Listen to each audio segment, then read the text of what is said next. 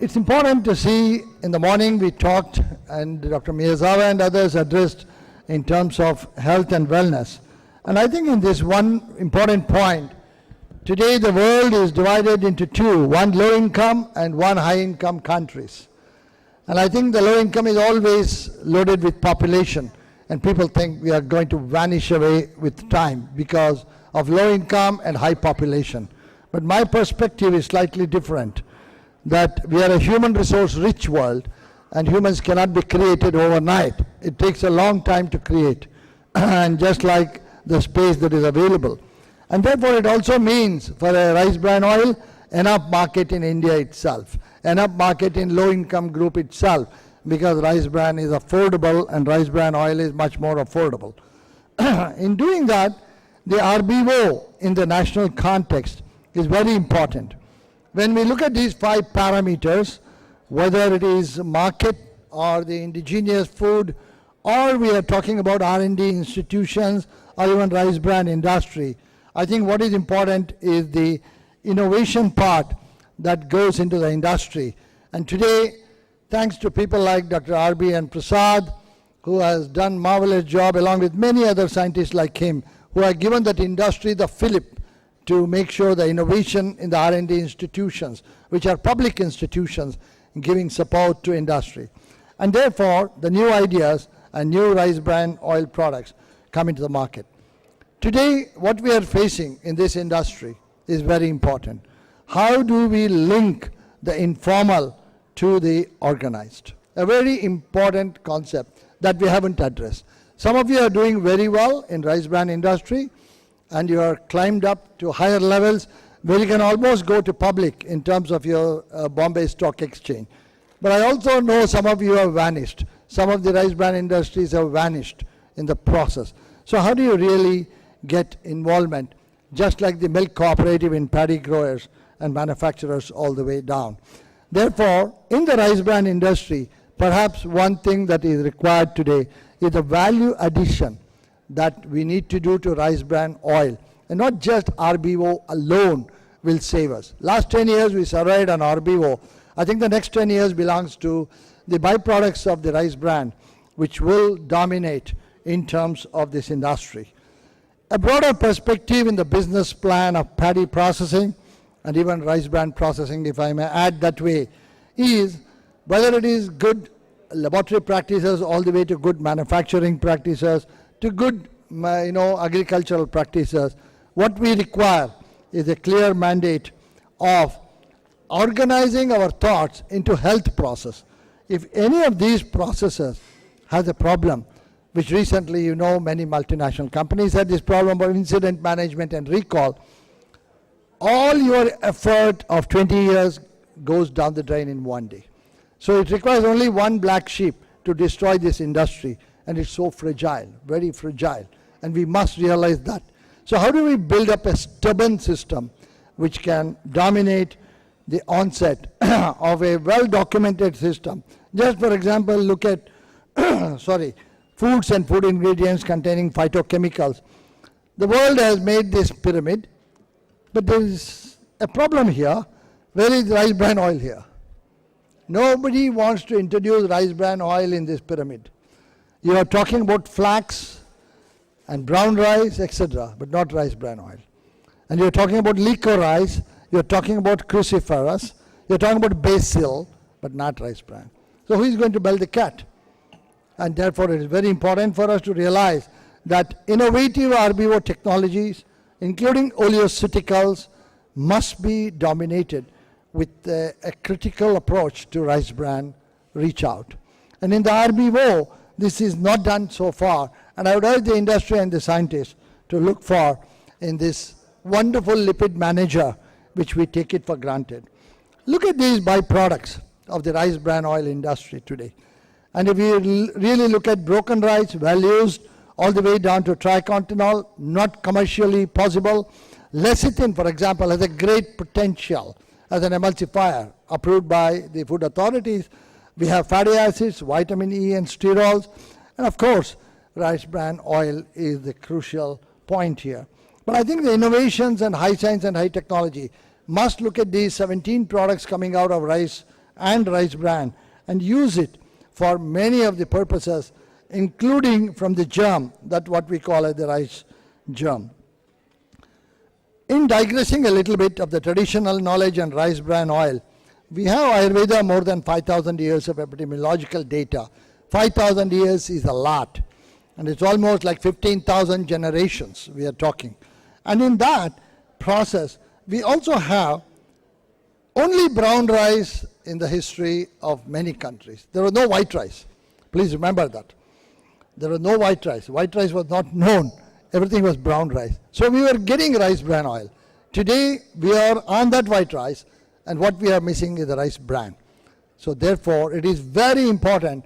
We are breaking almost a 4,950 years tradition by eating white rice. And therefore, it becomes more important to compensate that white rice with rice bran and the rice bran oil market. Huge potential of market. I think what the beverage world has shown to sell billions of cans and bottles of beverages, which was never a culture in any country. And I think rice bran has that potential today to look at a part of diet to make in terms of a snacky, healthy food made with rice bran oil. Huge market, huge market. And I think it is here we need to look at it with a clear perspective of not only just manufacturing, but linking with the right item of food which can be done properly. Like today afternoon lunch, without any oil, only rice bran oil. Therefore, innovation is a must, and technology rescue is needed to make rice bran oil better, improved, comparable, competitive amongst the vegetable oils, and not to replace any vegetable oil. We are too small a player to replace a big vegetable oil. But what we are talking is, can we add on to this in terms of its own prime place, well deserved, into the challenge of the super perfect rice bran oil is safety and quality. If you want RBO to be tomorrow's player in the market, you need to worry about safety and quality. And the safety and chain of the RBO, of course, has a long list, right from a raw material with pesticide, all the way down to packaging and leaching, down to waste handling, of course, awareness of consumer about health. What happens to my health if I consume RBO? It's a very complicated process, and I think in that safety chain, we need a holistic approach too. The process and product standardization of the byproducts of rice bran oil has not happened in spite of rice bran oil industry going to the top of the level. We are almost at the peak with achievement of 1 million tons. We are looking at 1.6 million tons, but I think the potential is 6 million tons.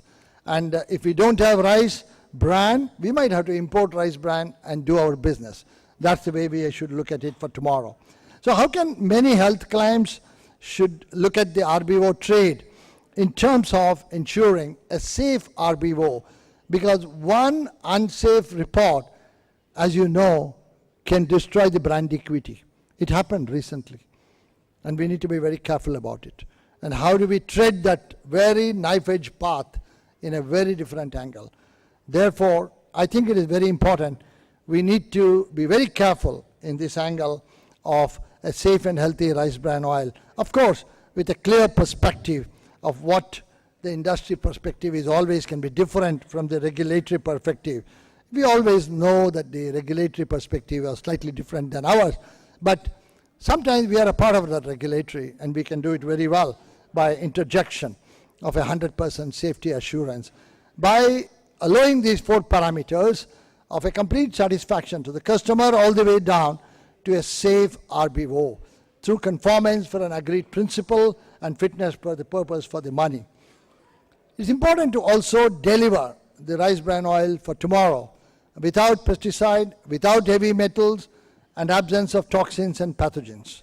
It's not easy, tough, but can be achieved. And we need to look at it very carefully.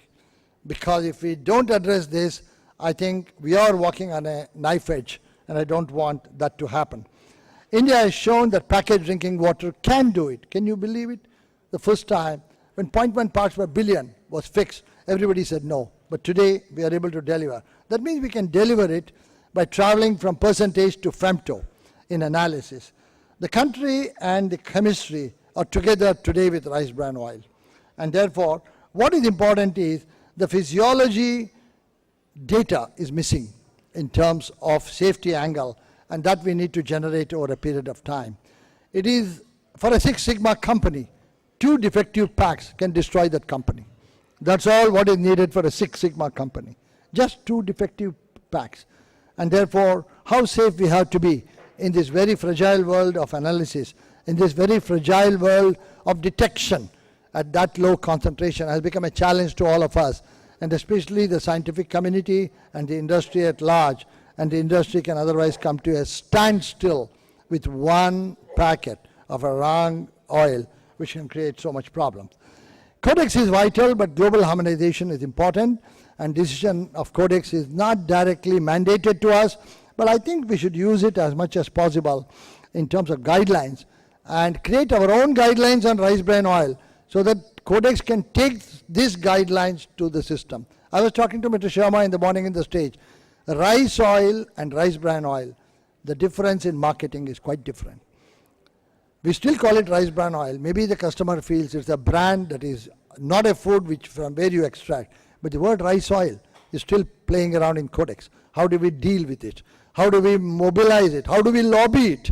Is the important point that we need to deliberate today. And therefore, for emerging economies, its variety of rice may be important tomorrow, and the variety of specific RBO for health claims. And I think mapping of this gene printing is so important that today we must invest all our money into making the tomorrow's pathway ahead of other countries, ahead of anybody in this region, and I'm sure we can do it very well. My last few points are, how do we really look at the health claims testing laboratory accreditation system as a global approach, not just a country approach? I think in here, the standards based on RBO matrices are also equally important compared to only chemicals. We need to lay our own standards and must fight out through scientific methods for clarity of labeling of what we taught people how to compare. We need to sometimes eat that pudding because we have taught people how to read them. The world of oleoceuticals and RBO genomics, I call, is on. And therefore, what a combination of the nutraceuticals and oleoceuticals that RBO gives is a very unique fingerprint of RBO. Nothing else can give that. So how do we look at RBO genomics? Very clearly in this relationship of industry, pickle or cooking or fortified, whatever oil you like, how do you find your presence there to make sure that the RBO genomics and the oleoceutical are a part of food automatically, be it a snack food or a health food, and the wellness aspect of the bioactive. And the bioactives in rice bran oil has been well known, but today more data is coming out of just not lipid manager, but even cognitive differences of people who consume rice bran oil. So amazing. Prevention of Alzheimer's is 2 papers have claimed that. So we need to pursue some of them and not just bog down with the 25-year-old literature. And how do we deal the tomorrow's effect on the gamma-oryzanol in terms of human prostate cancer? Well studied and blocked already. Very well proved that gamma-oryzanol and human prostate cancer cells don't like each other. They kill each other. I think how do we do that in terms of gamma-oryzanol playing that role? Tocotrienol, my dear friend RBN would agree with the structure, maybe there's a mistake. But what will not be a mistake is the role of tocotrienol. In looking at these, all references are right down there. Hepatic cancer, breast cancer, prostate cancer, cholesterol reduction, diabetes, radiation countermeasures for cancer patients, amazing scavenger effect of free radicals, stroke-induced injuries. Well documented, proved, and therefore we need to take it to regulatory. We need to, that's why I said pharma is going to come closer to us than ever if we look at it from the value addition. Growing opportunities are there, but the market ahead of us is very full. And why nutraceuticals? Because the consumer is seeking for complementary or alternative beneficial products from food to keep healthy. In doing so, the gut organisms also finds RBO as a great harbinger. And therefore, such a harbinger, we should also see the gut feeling. If the gut also requires RBO. Because it used to eat brown rice, please remember that. And that is very highly documented. RBO also enhances the immune system and the cognitive development I mentioned, but it is also important that many of them are linked to generation where this fingerprint is imprinted. and tapping the global knowledge in the SEA market-driven world is important. Lastly, I think the edible oil in making snack items will be a major paradigm shift, as India, for example, is a snacky dinner country. It has a snacky dinner every day. Everybody wants snacks, but an unhealthy oil. Can we have snacks with a healthy oil? And how do we do that in terms of a map for RBO for 2025, a vision mission for 2020, and a map for 2025? One must remember that the competition of other oils will exist, and there is enough space for everybody, but no time for rice bran oil. If you relax, you are gone. Then I think we need to address this. The quest for healthy aging is there, making 40 the new 20, making 60 look like 40. And the 20 guys always wants to be like 20 with rice bran oil. So how do you do that? How do you do that? So I think it's very important for us to address it. No problem. Scientists have to answer this question and look at the gene approach of biotechnology. So far, rice bran oil has not used so much of biotechnology. Please start using it and make sure you have enough of, other than enzymes, you have many things to look at the phylogenetic relationship, all the way to nanoparticles and rice bran oil. We need to look at it clearly, and its role of nanoparticles of oryzanol going into the bloodstream at a very less level. You have more benefit than what you can think of. Therefore, the new scientific thoughts on old myths, this may be the new science and policy that one need to follow. I would like you to read it yourself. And the right balance of ADI, of unsapped matter in RBO, accepted at a quantity levels which never got debated anyway in the Nirbhan Bhavan, which were later on moved to FDA Bhavan. Therefore, what will ultimately look at the processing, the paddy growers, the consumers, and making a brand equity rice bran oil, it has to be a sustainable venture, not a fly-by-night operator. It has to be a sustainable venture. And to do that, happiness is important. Look at here. Different cultures of people playing football, all are happy. Perhaps they were eating rice bran oil, I don't know. This happiness factor is something that is very important. And I think it's vital that we need to have this global approach in rice bran oil. And today it is befitting that an international symposium is happening in India. And I think we have a lot of things to look forward. I would like to close my talk with this slide. It's important that culture, science, and rice and humans coexist and all have a role in improving the quality of life of the people by global networking of science, especially food science and technology, with benefit to RBO industries, and in June with SMEs. I am very close in my heart to SMEs, very important. Nothing that I hate anybody else, but I'm more close, like all of you, for a safe RBO product with a regulatory process and a consensus, with a wide market area, with an all-inclusive, innovative approach. That what we were eating, brown rice, let us get back that health through rice bran and rice bran oil and use it as a perfect situation of happy quality longevity. And in doing that, I'm sure the Global Rice Bran Oil Conference with both the organization, both international and SCA, has brought us all together. And that one drop of oil makes a difference in one's life. So I'd like to end my talk with a salutation to the lady, because it is she in the milk revolution in India who played a major role. I'm sure in rice bran oil, if RBO matters to us, we shall matter more to RBO, is my slogan for this conference. I gave this similar slogan about 12, 14, 13 years back in Hyderabad, when he said India is rice bran oil, and 17 years, and rice bran oil is India. But today, I would like to say, if RBO matters to us, we shall matter more to RBO. And this is something which we can keep in mind. Thank you very much for your patience. I appreciate the invitation. Thank you.